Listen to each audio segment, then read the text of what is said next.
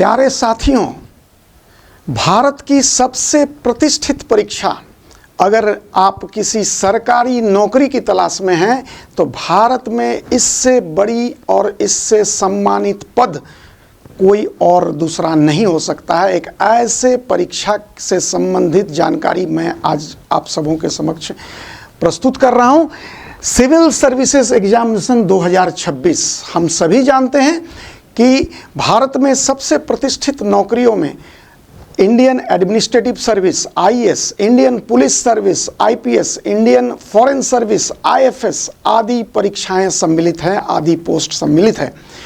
Union public service commission, संघ लोक सेवा आयोग द्वारा हाल ही में सिविल सर्विसेज एग्जामिनेशन 2026 के लिए नोटिफिकेशन जारी कर दी गई है। जैसा कि हम सभी देख पा रहे हैं, सिविल सर्विसेज एग्जामिनेशन प्रिलिमिनरी 2026 की अधिसूचना यूपीएससी संघ लोक सेवा आयोग द्वारा घोषित कर दी गई है। इस बार की परीक्षा में लगभग 933 पोस्ट्स के लिए इस बार की सिविल सर्विसेज परीक्षा आयोजित की जा रही है। आइए इससे संबंधित सबसे पहले हम लोग एज लिमिट को जान लें कि किस आयु वर्ग के परीक्षार्थी इस परीक्षा के लिए एलिजिबल हैं। तो जैसा कि हम लोग देख पा रहे हैं कि इस परीक्षा में सम्मिलित होने के लिए उम्मीदवार की आयु कम से कम 21 वर्ष और ज़्यादा से ज़्यादा अगर आप जनरल कास्ट से बिलोंग करते हैं तो 32 साल होनी चाहिए। ये जो कट ऑफ है, आपका जो उम्र सीमा की गणना की जाएगी 21 वर्ष मिनिमम और 32 वर्ष जनरल कैंडिडेट के लिए, इसकी कट ऑफ डेट 1 अगस्त 2026 को रखी गई है। उसके बाद इसके अलावे अलग अलग ओबीसी, एसटी, एससी, हैंडीकैप्ड बाकी तमाम कैटेगरी के स्टूडेंट्स के लिए एलिजिबिलिटी क्राइटेरिया और एज में रिलैक्सेशन भी हर वर्ष की तरह इस बार भी दी गई है।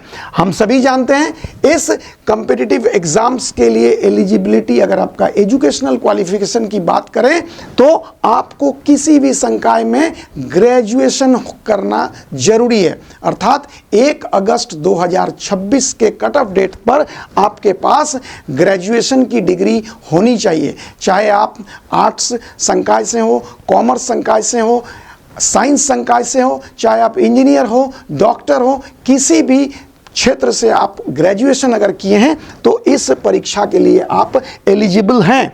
एप्लीकेशन फीस के बारे में मैं बताऊं कि इस परीक्षा में आपको सम्मिलित होने के लिए परीक्षा शुल्क के रूप में सिर्फ 100 रुपये अदा करने होते हैं। उसमें भी अगर आप सिर्फ जनरल, ओबीसी और ईडब्ल्यूएस इकोनॉमिकली वीकर सेक्शन से बिलोंग करते हैं तो 100 रुपये इसके आपको एप्लीकेशन फ़ी है। लेकिन अगर आप महिला हैं, एससी, एसटी या पीडब्ल्यूडी कैटेगरी से बिलोंग करते हैं, चाहे आप किसी भी कास्ट के वुमेन हैं, महिला अभ्यर्थी हैं, जनरल, ओबीसी, एसटी, एससी, किसी भी कास्ट की महिलाओं के लिए किसी तरह का कोई भी परीक्षा शुल्क नहीं लिया जाता है संघ लोक सेवा आयोग के किसी भी परीक्षा में। इस परीक्षा में भी महिलाओं को किसी भी आवेदन शुल्क से बरी रखा गया है। सिलेक्शन प्रोसेस की बात करें तो हम सभी जानते हैं जो यूपीएससी द्वारा सिविल सर्विसेज एग्जामिनेशन ली जाती है, ये मूलतः 3 चरणों में आयोजित होती है। सबसे पहले प्रिलिमिनरी एग्जाम जो प्रारंभिक परीक्षा होती है, इसके माध्यम से मुख्य परीक्षा के लिए, मेंस एग्जाम के लिए हम अभ्यर्थियों की छटनी कर ली जाती है, सिलेक्ट कर लिए जाते हैं कुछ लिमिटेड नंबर ऑफ कैंडिडेट्स को। अगर इस बार 933 सीट की चर्चा है तो मान के चलिए लगभग 10 से 15 गुना अभ्यर्थी प्रिलिमिनरी एग्जाम में, पीटी एग्जाम में, प्रारंभिक परीक्षा में वो सफल घोषित किए जाएंगे। उसके बाद मेंस एग्जामिनेशन आयोजित होगा जो डिस्क्रिप्टिव फॉर्म में होता है। इसके लिए आपको प्रीलिम्स क्वालिफाई करने की आवश्यकता है।